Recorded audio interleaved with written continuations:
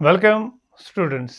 आज से हम पढ़ने जा रहे हैं सेट्स, जो कि मैथमेटिक्स 11th का फर्स्ट चैप्टर है। तो आज जो आप चैप्टर पढ़ने जा रहे हैं बहुत ही मज़ेदार है। आपको करना क्या है, आपको जो भी डिफिनीशन मैं बताऊंगा उस डिफिनीशन को आपको अच्छे तरीके से रिवाइज करना है, ताकि जब भी हम एक्सरसाइज कर लेंगे उन एक्सरसाइज में जो भी हम डिफिनीशन का यूज़ करेंगे आपको वो तब जल्दी जल्दी समझ आनी चाहिए कि हम किस टॉपिक के बारे में यह एक्सरसाइज में क्वेश्चन उठा रहे हैं। तो first of all I am going to define what is a set. ठीक है, सेट को डिफाइन करने से पहले मैं आपको बताना चाहता हूँ जो सेट थ्योरी है, सेट थ्योरी जो है, सेट थ्योरी किसने दी है? It was a mathematician namely George Centaur. George Centaur एक मैथमेटिशियन था जो कि जर्मन का मैथमेटिशियन था। इसी ने कह दिया था सेट थ्योरी। ठीक है, नाउ सेट थ्योरी के बारे में हमें ज़्यादा पढ़ना नहीं है, we have to define a set. यहाँ जो हमारा टॉप ये चैप्टर है that is sets, that is sets. What is set, what is this sets? It is nothing, it is a plural of set, so that we have to define what is a set. तो यहाँ पर हम पहुँच गए, हमें define करना है set क्या होता है। तो सेट क्या होता है? सेट होता है ए वेल, डिफिनीशन देखो, a well defined collection of distinct objects. Simple सी डिफिनीशन, सिंपल सी definition, a well defined. Well defined क्या होना चाहिए? वेल डिफाइंड कौन सी? कलेक्शन, कलेक्शन क्या होनी चाहिए? जो भी कलेक्शन हम कर लेंगे वो क्या होनी चाहिए? Well defined of distinct objects. ठीक है, नाउ ये ऑब्जेक्ट्स क्या है? ऑब्जेक्ट्स को डिफाइन करने से मैं ये बताना चाहता हूं, set does not change from person to person. ठीक है, तो अब यहां देखो, ये जो ऑब्जेक्ट्स है यहां हम लिखेंगे ऑब्जेक्ट्स।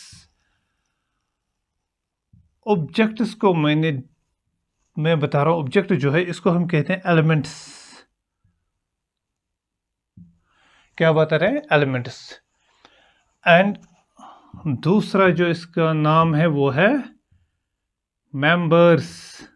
ठीक है, तो ऑब्जेक्ट जो है दिस इज नथिंग, हम कहते हैं सेट्स में इनको एलिमेंट्स और मेंबर्स ऑफ अ सेट। ठीक है, ना अब ये कलेक्शन जो है, कलेक्शन हम जानते हैं, we can say collection of tall students in a school और इन ए क्लास।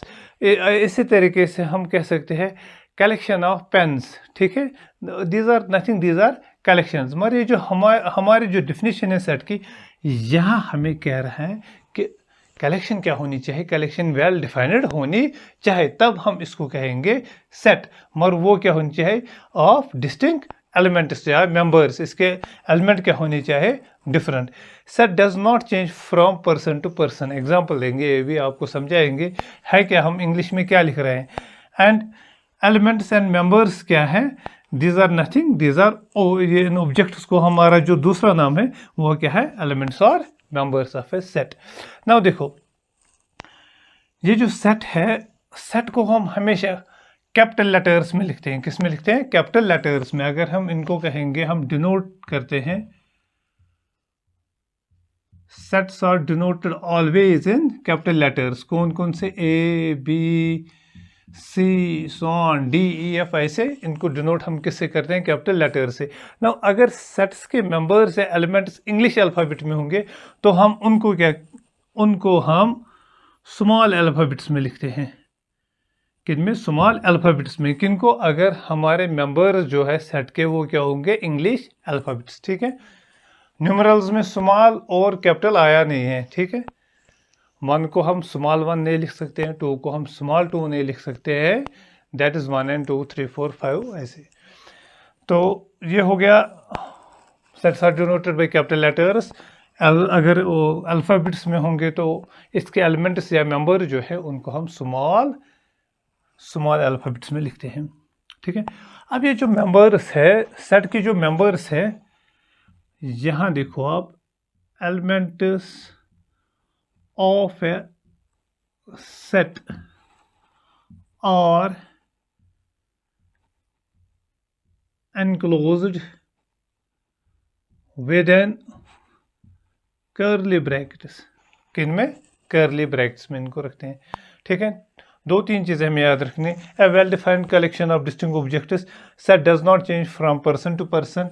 ये जो ऑब्जेक्ट्स है इनको क्या कहते हैं हम? दीज आर एलिमेंट्स और members of a set also, and sets are denoted by capital letters A B C. अगर हमारे जो एलिमेंट्स और मेंबर्स अगर इंग्लिश अल्फ़ाबेट्स होंगे तो हम उनको स्मॉल लेटर्स में लिखते हैं, ठीक है। तो एनक्लोज हम किस में करते हैं? Enclose in curly brackets. किनको? मेंबर्स ऑफ द सेट या एलिमेंट्स ऑफ द सेट, ठीक है। अब यहां से एक एग्जांपल हम लेंगे। फॉर एग्जांपल, बेस्ट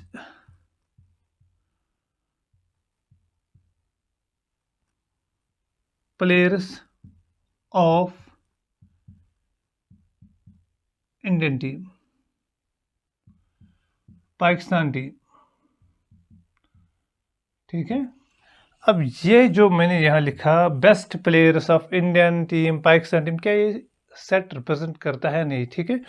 देखो क्या है कि ये जो है बेस्ट प्लेयर्स, मेरे हिसाब से कुछ गिने चुने हैं वो मेरे लिए बेस्ट है from both the teams, from Indian और पाकिस्तान टीम्स। अब यहाँ से देखो, मैंने यहाँ लिखा set does not change from person to person. मेरे लिए अगर धोनी है, he is the best player. Virat Kohli, he is the best player. इसी तरीके से Afridi, for me he is the best player. For Shoaib Akhtar, he is the best player. Inzamam, he is the best player. And आज का जो है बाबर आजम, वो मेरे लिए एक बेस्ट प्लेयर है।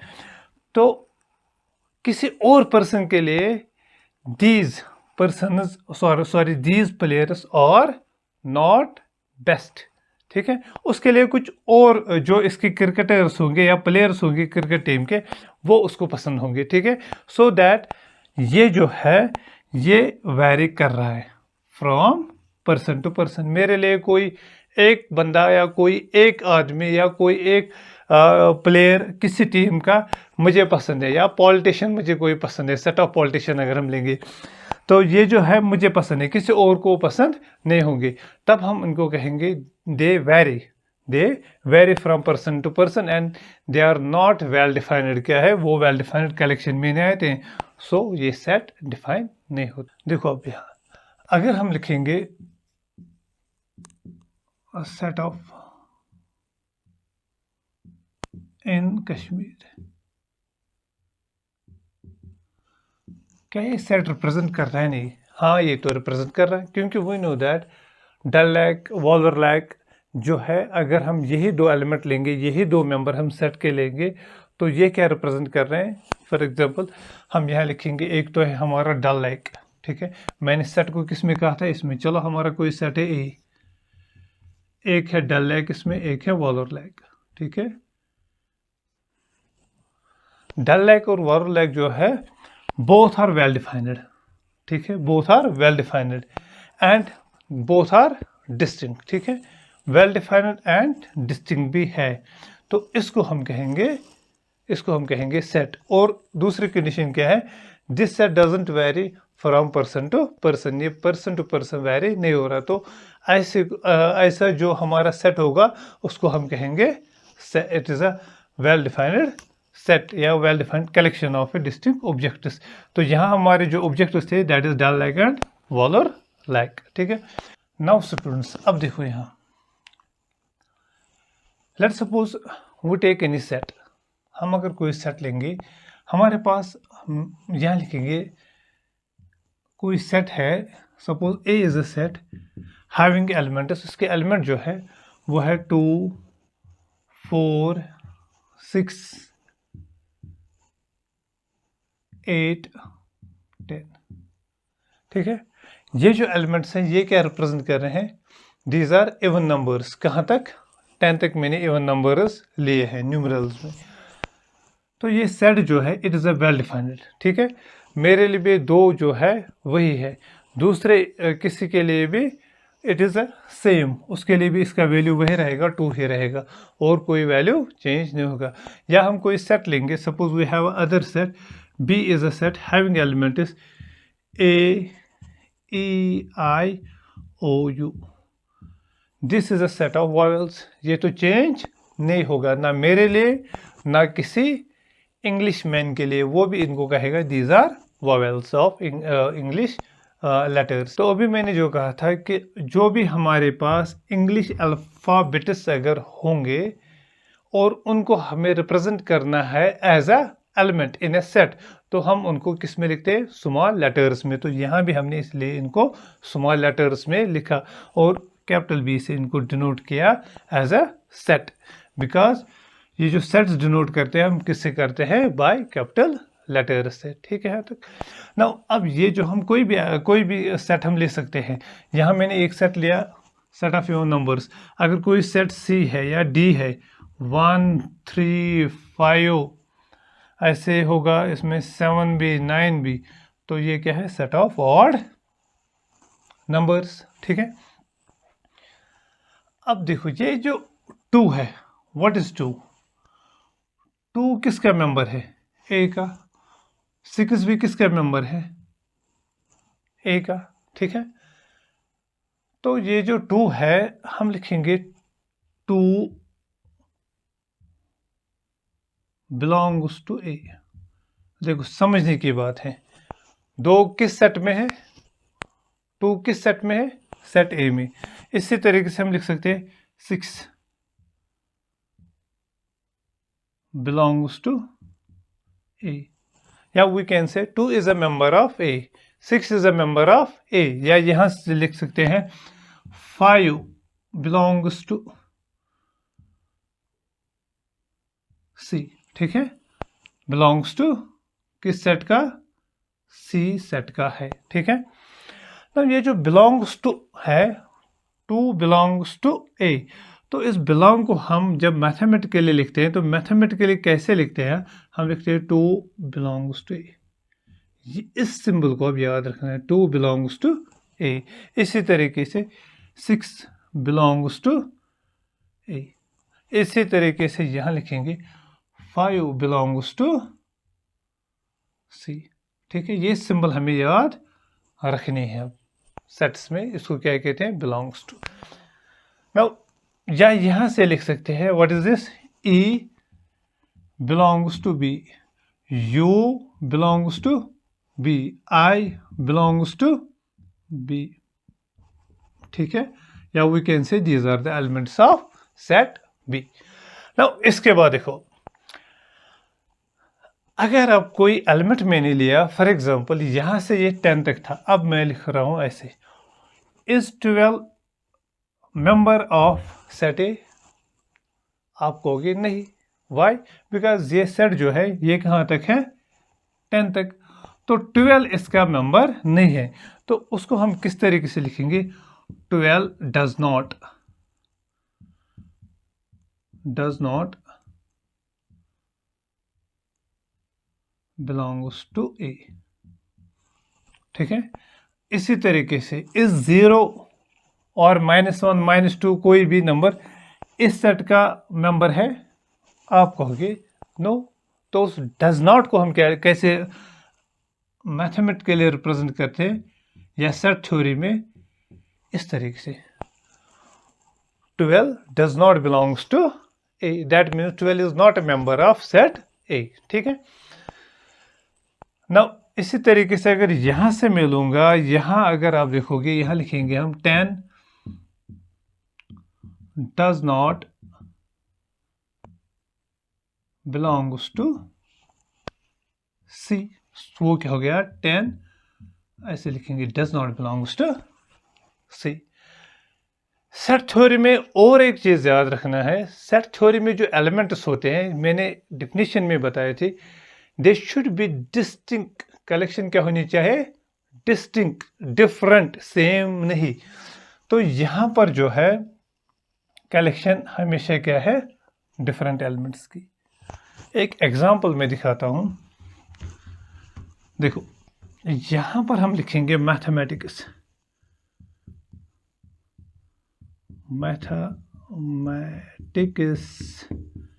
ठीक है। चलो अब इसको सेट में लाओ। अगर इसको सेट में लाते हैं तो suppose A is any set which represents mathematics, तो पहले क्या आएगा एम, फिर ए, फिर टी, फिर एच, फिर ई। देखो यहां मैंने बताया था, क्या बताया था, इट शुड बी डिस्टिंक्ट। जब डिस्टिंक्ट की बात कह रहे हैं तो एम फिर से आ रहा है तो नहीं लेना है, फिर ए फिर से आ रहा है तो नहीं लेना है, फिर टी आ रहा है, नहीं लेना है, क्योंकि टी एक बार आया है, we can not repeat the element. ठीक है, यहां से एक और कंसेप्ट हमें मिला, आई एंड सी और एस।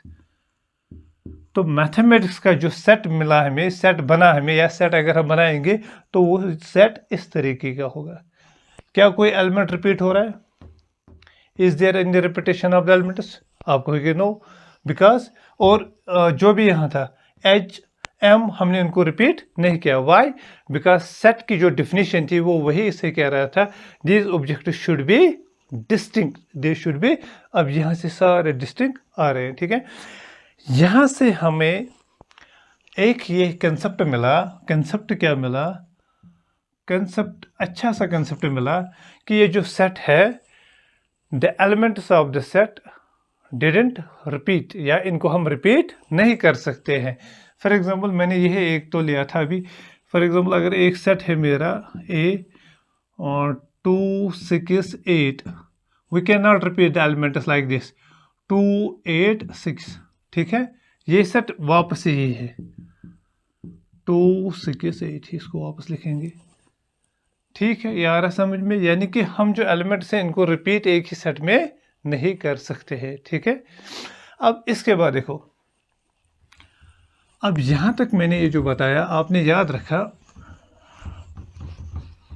क्या क्या याद रखा कि बिलोंग्स जो है उसको हम कैसे लिखते हैं, डज नॉट बिलोंग को हम कैसे लिखते हैं। ठीक है, तो सेट में जो है element is, we can not repeat the elements. ठीक है, नाउ देखो क्या है स्टूडेंट्स, अब यहाँ से हमें और एक कंसेप्ट मिल रहा है कि अगर हमारे पास कोई सेट डी है, इसके एलिमेंट्स है 5 6 8 9।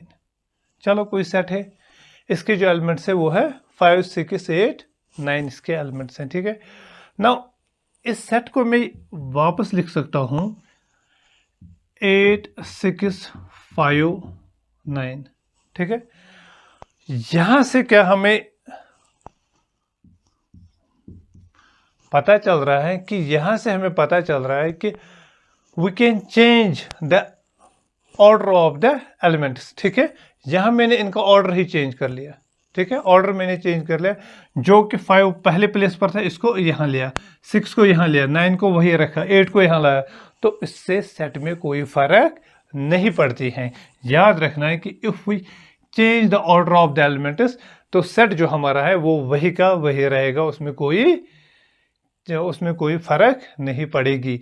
कोई भी सेट आप ले लो, for example you have a set of vowels. अगर ए आपका सेट है ए ई आई ओ यू, ठीक है, तो इसको हम इस तरीके से भी लिख सकते हैं यू ओ आई ई, कोई भी फर्क नहीं पड़ेगी। These two sets are same. ठीक है, नाउ स्टूडेंट्स, अब जो है ये मजे का एक कंसेप्ट है, that is order of set. Order of set को हम कहते हैं साइज ऑफ सेट भी, या इसको कहते हैं कोऑर्डिनलिटी ऑफ ए सेट। ठीक है, क्या है ये cardinality of a set? Cardinality of set कुछ नहीं है, ये है the number of elements present in a set, या इसको हम बोलेंगे the number, the total number,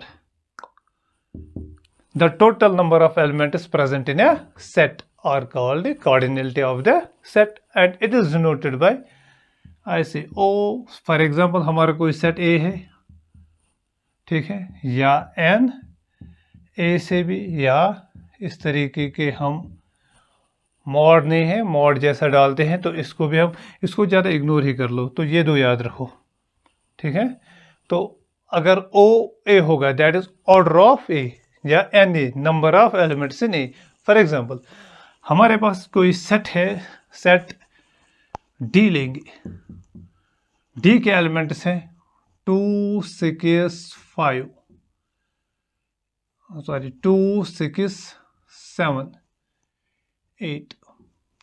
अब यहां मैं आपको कह रहा हूं what is the order of the set, आप कहोगे simple, that is order O, ऐसे लिखोगे आप, it is 1 2 3 4, total number of elements in D are 4।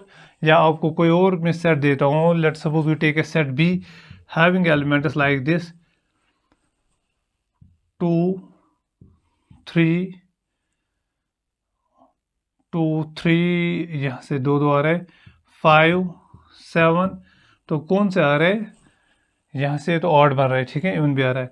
तो हमें वो देखना क्या है, what is the order of B, that is कितने एलिमेंट है, 1 2 3 4, यहाँ भी 4 एलिमेंट है, so that it is nothing, it is what is the cardinality, it is the total number of elements present in a set are called the cardinality of the set। ये concept था।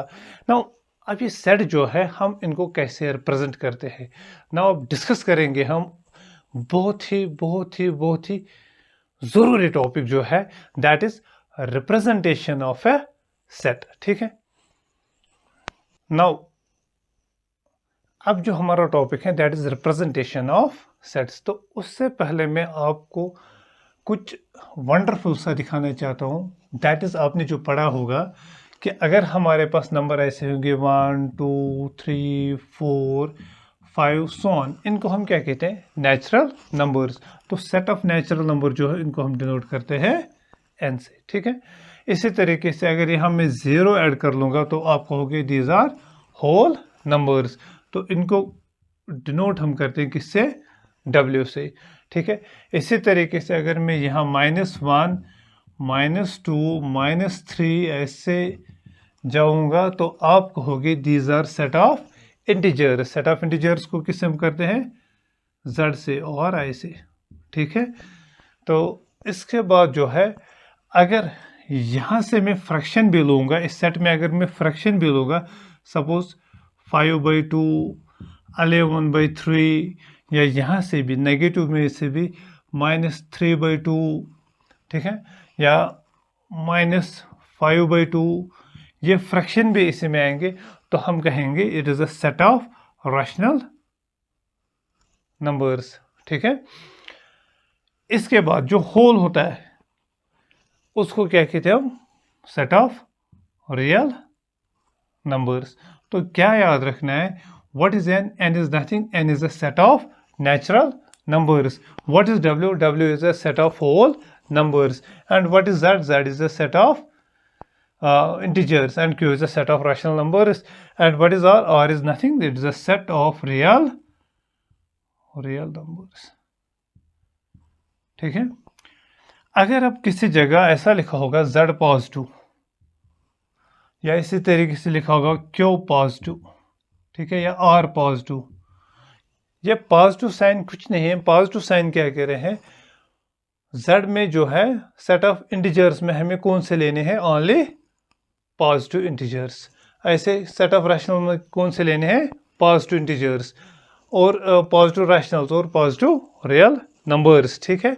तो ये जो 0 है, 0 include है numbers में। जब हम रियल पॉजिटिव में कहेंगे तो वहाँ से हमें स्टार्ट करना है फ्रॉम 1 2 3 4 5, ठीक है। तो ये जो है ये हमें याद रखने है कि ये जो फंडामेंटल सेट्स है इनको हम किससे डिनोट करते हैं, एन को नेचुरल नंबर से, whole numbers, this Z denotes the integers, and Q denotes the rational number, R denotes the real numbers. इसके बाद और एक कोई सेट है वो हम डिस्कस करेंगे चैप्टर नंबर 3 में, ठीक है। नाउ ये याद रखो। नाउ देखो स्टूडेंट्स, अब जो हम पढ़ने जा रहे हैं ये ऐसा टॉपिक है जो हमें हेल्प करेगा solving questions in exercise, that is representation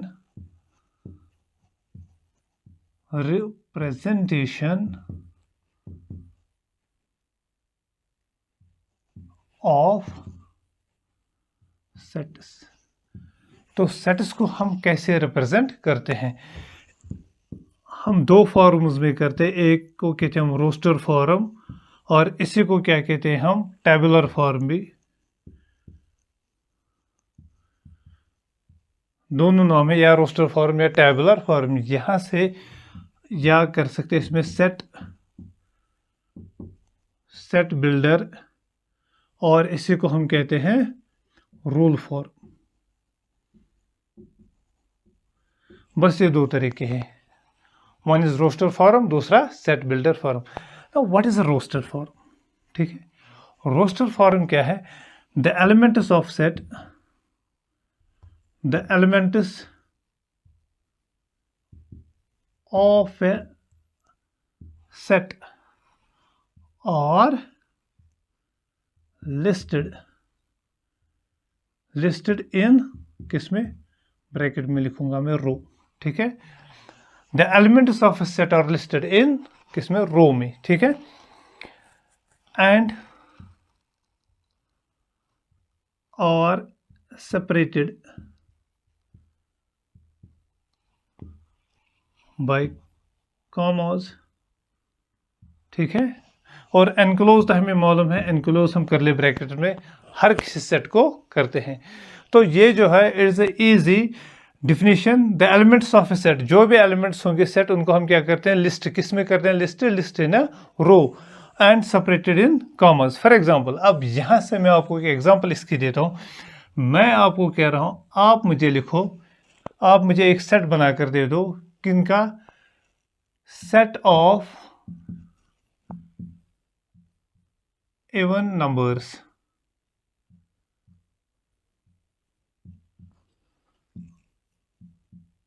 up to 10, 10 तक हमें बनाना है। इस सेट का कोई नाम रखते हैं। सपोज इस सेट का नाम हमने ए रखा, इसके एलिमेंट्स कैसे आएंगे? 2, फिर आएगा 4, लिस्ट कर रहा हूं इन अ रो, ठीक है। 4, फिर 6 आएगा, फिर आएगा 8, फिर हमने कहा था अप टू 10, ठीक है। तो ये जो है ये सेट, ये क्या रिप्रेजेंट कर रहा है हमें? Set of even numbers up to 10, ठीक है। तो इसमें कौन कौन से एलिमेंट आएंगे? इवन नेचुरल नंबर्स, ठीक है।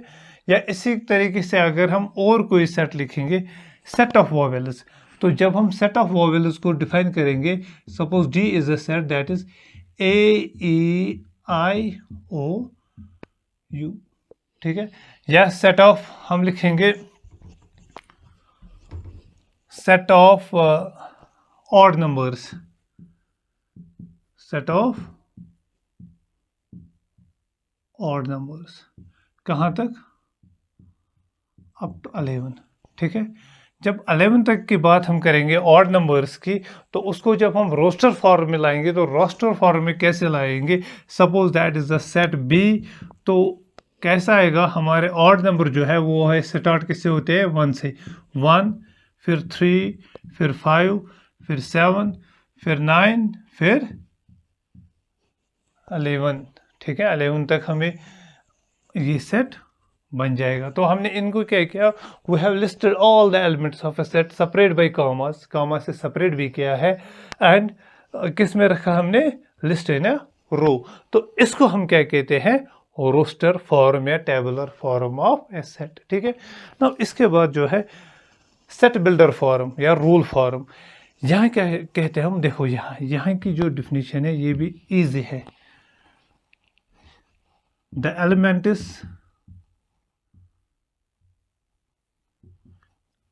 of a set possesses a single property, या कैरेक्टर, ठीक है। तो वो सेट कैसे हम डिनोट करते हैं? Suppose P A is a set X P of X।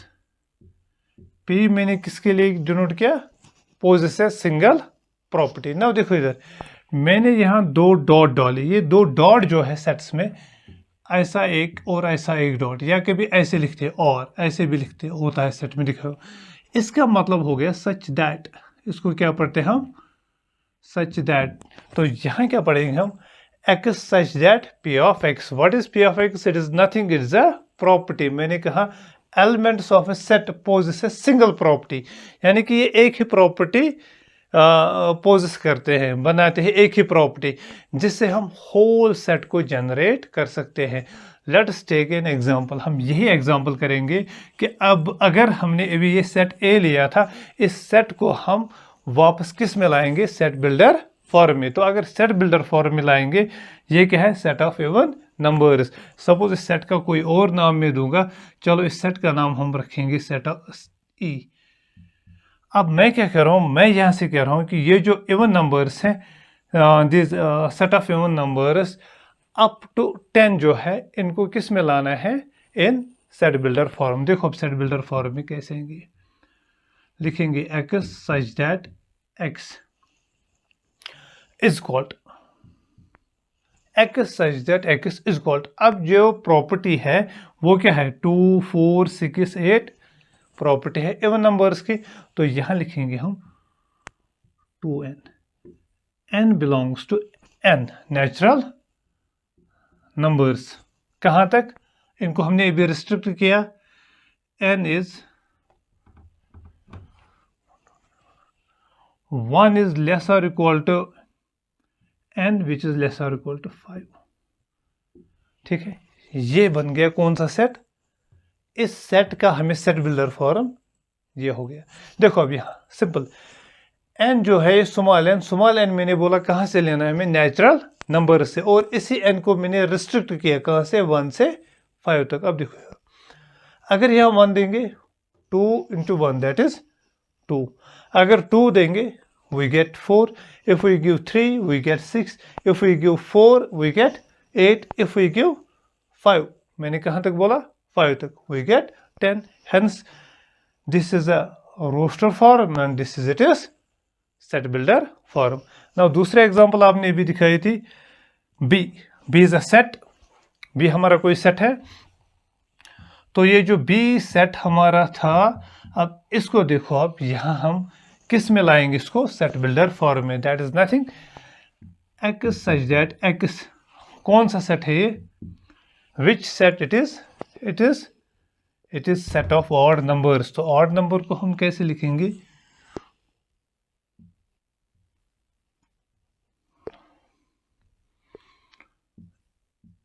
n plus 2n plus 1 से लेंगे हम 2n प्लस 1। ठीक है, 2n प्लस 1 से हम अगर लेंगे,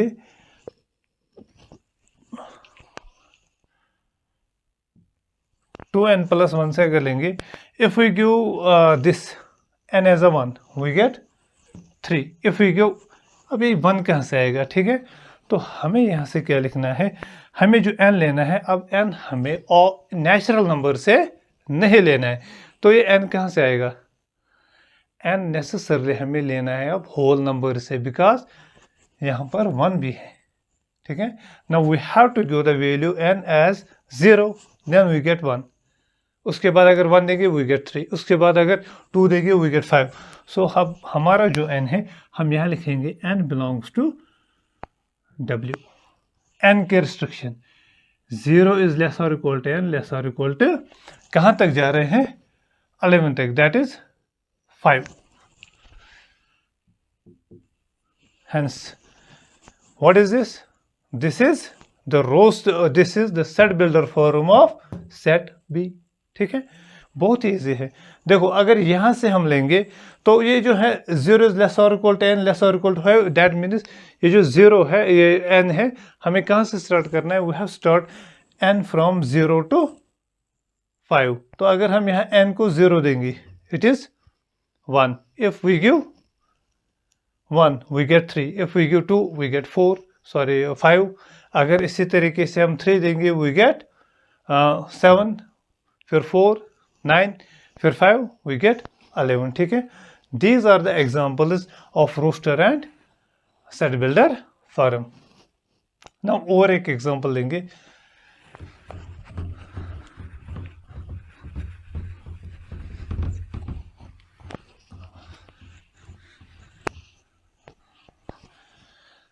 नाउ देखो स्टूडेंट्स, अब एक सिंपल से एग्जांपल हम लेंगे. Suppose A is a set. ये किस में है, मुझे वही से एक्स सच दैट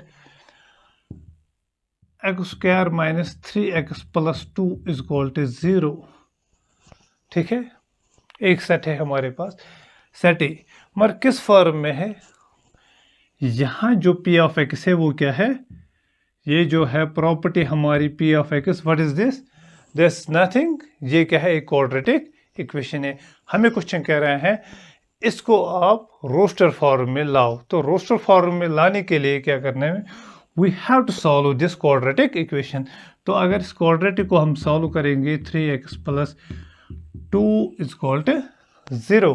तो यहाँ से क्या मिलेगा? हम it is x square minus 2x minus x plus 2 which is 0. now take x common, it is x minus 2. now take minus 1 common, it is x minus 2 which is 0. now this is x minus 2 and x minus 1 which is 0, which implies we get x as a 1 and 2.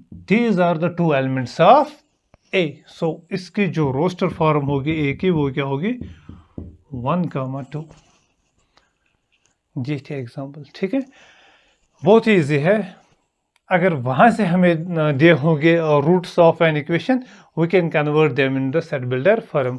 For example कोई एक example ऐसी भी है, ऐसे ले लो.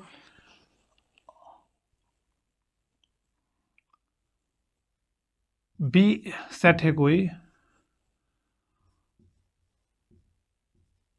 Prime, यहाँ लिखेंगे.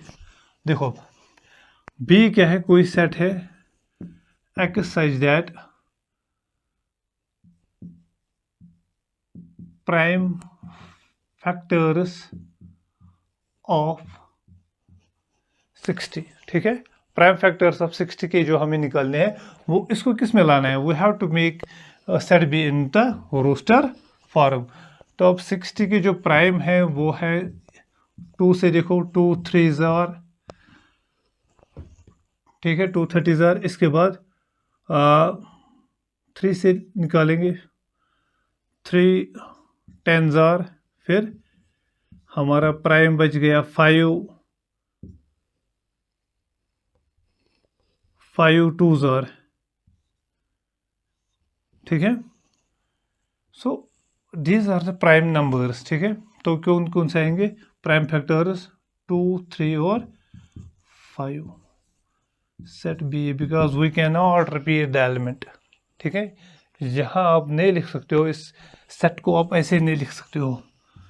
You can't write this as 2 फिर 3 फिर 5 फिर 2. ये अलाउड नहीं, बिकॉज हमने पहले ही कहा था कि सेट में हम एलिमेंट्स को रिपीट नहीं करते हैं. तो यहाँ से आपने क्या देखा? एक्स क्या लिखा था? Prime factor of 60. तो प्राइम फैक्टर ऑफ 60 के क्या निकले हमें? 2 3 5. तो इसको हमने किस फॉर्म में लाया? इन अ रोस्टर फॉर्म या इन अ टेबुलर फॉर्म. ठीक है, तो अब आपने समझा होगा कि how we convert a roster form in set builder form और set builder form in a roster form. बहुत ही जो ये दोनों both of them are easy concept, मुश्किल नहीं है. मगर होल जो चैप्टर था ये बेस्ड ऑन था इंट्रोडक्शन पर. अब इसके बाद जो है हमारा नेक्स्ट टॉपिक जो है वह है टाइप्स ऑफ ए सेट. ठीक है, तो हम वो पढ़ लेंगे अब नेक्स्ट लेक्चर में. होप आप लोगों को आज का लेक्चर समझ आया होगा. इंशाल्लाह मिलते हैं अब लेक्चर सेकंड, यानी कि इसी पर जो कि इंट्रोडक्शन बेस्ड वो भी होगा.